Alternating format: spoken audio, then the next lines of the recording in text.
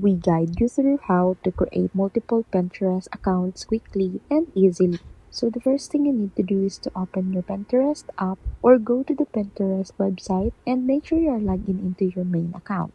Tap your profile icon at the bottom right corner, then tap the small arrow or menu next to your account name to open the account switcher. Look for the option that says Add Account or Create a New Account.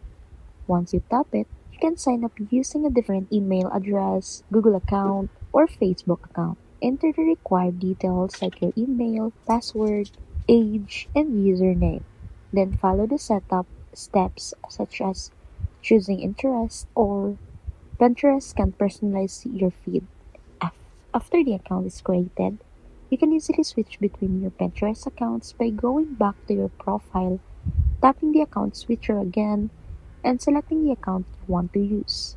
This feature is useful if you want separate accounts for businesses, content niches, or personal inspirations.